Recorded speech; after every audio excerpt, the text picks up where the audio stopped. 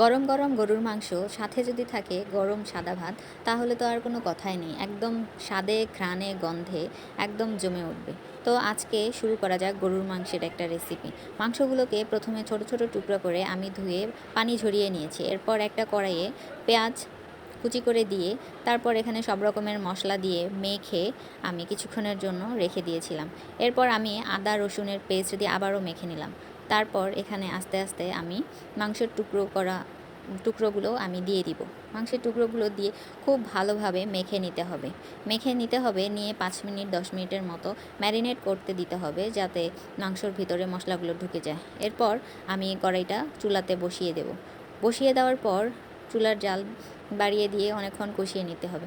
এই মাংসের স্পেশালিটি হচ্ছে অল্প অল্প পানি দিয়ে আস্তে আস্তে কষিয়ে নিতে হবে। এই মাংসটা প্রায় 5-6 বার আমি মাংসটাকে অল্প অল্প পানি দিয়ে কষিয়ে নিয়েছি।